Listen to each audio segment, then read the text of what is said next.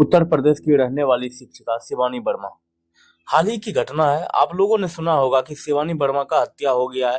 गोली मारकर हत्या कर दिया गया है। बीच चौराहे पे रोड पे गाड़ी रोक करके उसका हत्या कर दिया गया है।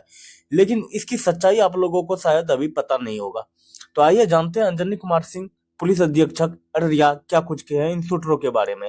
हालांकि शूटरों को किसी अन्य व्यक्ति का, किसी अन्य शिक्षिका का सुपारी मिला था मारने के लिए। गलती से शूटरों ने उन शिक्षिका को नहीं पहचान पाया और शिवानी वर्मा का हत्या कर दिया गया, और जिसके चलते अंजनी सिंह ने काफी उद्वेदन के साथ जैसा कि आपको मालूम है कि 3 तारीख को सुबह एक शिक्षिका थी शिवानी वर्मा, जो स्कूल के लिए अपने जा रही थी फारबिसगंज से कन्हेली के लिए, तो उनको खाबदा के पास गोली मार के गया था। अपराधी द्वारा हत्या कर दी गई थी।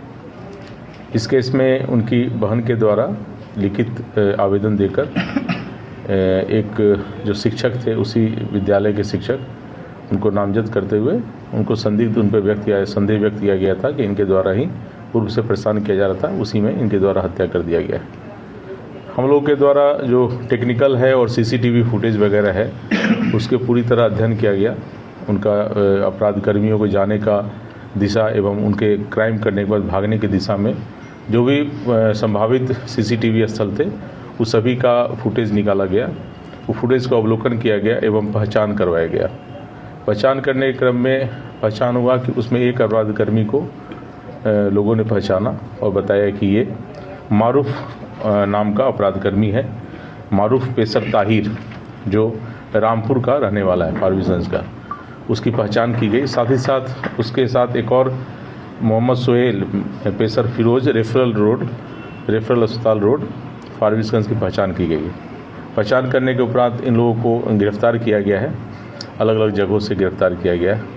गिरफ्तारी के उपरांत इनसे पूछताछ की गई तो इनके द्वारा स्वीकार किया गया कि हाँ, इन्हीं के द्वारा 3 तारीख को उस जगह पर जाके FZ यामाहा मोटरसाइकिल से वो गए थे और उनके द्वारा उस शिक्षिका की हत्या कर दी गई थी। पूछताछ में मालूम चला कि इन्हें हत्या जो करना था वो किसी और शिक्षिका का करना था। वहीं खाबदा के बगल में ही भवानीपुर प्राथमिक विद्यालय है, उसमें एक शिक्षिका पढ़ाती है, जिनका अवैध संबंध या कहिए कि दोस्ती फारबिसगंज में ही फारबिसगंज के रहने वाले अपना इलेक्ट्रॉनिक्स है, जनता इलेक्ट्रॉनिक्स का मालिक है, उसके साथ था। उसी की पत्नी के द्वारा ये राजा नाम के अपराधी है, जो रामपुर का रहने वाला है, उसको सुपारी दी गई थी 2 लाख का कि हमारे पति को वो बातचीत दोस्ती रखती है, उसे रास्ते से हटाने के लिए। वो भी संजोगवश वो शिक्षिका भी उसी रूट से जाती है और स्कूटी से ही जाती है। तो उसी का लोकेशन ये लोग दिया गया था इसको मारने के लिए, और उसी मारने के कारण उसी का पीछा करते हुए ये लोग पहले से क्रिमिनल जो दोनों था, ताहिर और सोहेल और मारूफ दोनों पहले से वहाँ इंतज़ार कर रहा था। चूँकि जहाँ वो पॉइंट देखे होंगे वहाँ से दोनों स्कूल जाने का रास्ता है, तो वहीं पर पहले से इंतज़ार कर रहा था। जैसे स्कूटी आते हुए दिखा इसको लगा कि ये वही शिक्षिका है जिसको उसको मर्डर करना है, और उसने रोक के और उस पर गोली चला दिया और वो घटनास्थल पर ही मौत हो गई। इसमें दोनों शूटर जो हमारे थे उनको गिरफ्तारी की गई है।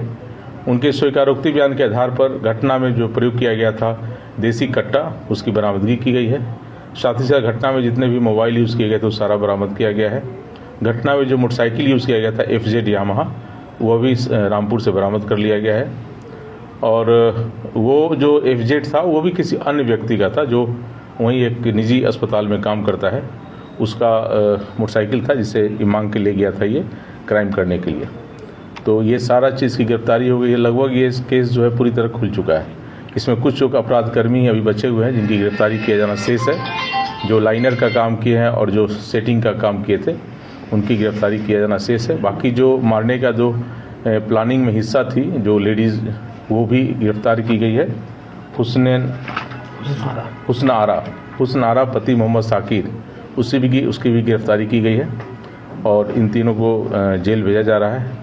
इसमें जो प्रथम दृष्टया जो हम लोग को नामजद अभियुक्त जिनको संदेह के आधार पर बनाया गया था, उसके विषय में भी जांच पड़ताल किया गया है पूरी तरह। चूँकि प्राथमिकी अभियुक्त है तो हम लोग उसे डिटेन करके पूछताछ कर रहे थे, लेकिन उसके विरुद्ध अभी कोई हमारे पास साक्ष्य इस मर्डर केस में हाथ होने का साक्ष्य अभी तक नहीं आया है। और ये जो मर्डर किया गया था, आप लोग जैसे पता चली गया कि ये मर्डर पूरी तरह किसी और का मर्डर करना था, किसी और शिक्षिका का, और वो गलतफहमी में इसी को समझ के इसके द्वारा इसका मर्डर कर दिया गया। इसमें जो 3 गिरफ्तारी हुई है। इसमें जो एक अपराध कर्मी है, जो वो वहाँ का जो स्थानीय आपके यहाँ का कोई मुखिया है, वो भी पहले से आपराधिक चरित्र का व्यक्ति रहा है, उसी का भतीजा है वो। उसको जैसा अभी हमको मालूम चला अनुसंधान में कि उसको पनाह देने का काम वो कर रहा है। तो ऐसे लोगों पर भी कार्रवाई की जाएगी जो भी अपराध कर्मी को पनाह देंगे और अपराध को छिपाने का प्रयास करेंगे, अपराधी कर्मियों को संरक्षण देंगे, उनके विरुद्ध भी कार्रवाई की जाएगी। मुखिया का नाम से बताइए। रामपुर कौन है? दक्षिण रामपुर दक्षिण का मुखिया है, उसी का भतीजा है ये। और मुखिया प्रतिनिधि है। हाँ, मुखिया प्रतिनिधि है, तो उसके विरुद्ध भी हम लोग जांच कर रहे हैं कि उसका क्या रोल है इस क्राइम में और किस तरह से क्रिमिनल को बचाने का प्रयास किया जा रहा है उसके द्वारा। और दूसरी बात कि यह भी मालूम चला है कि इन लोग के द्वारा बहुत ज़्यादा इस तरह से कॉन्ट्रैक्ट किलर जो पैसे लेके किया गया है, तो पूर्व में भी इनका आपराधिक इतिहास क्या रहा इन लोगों का और किस तरह से क्राइम करते हैं, ये भी पता लगाने का प्रयास किया जा रहा है।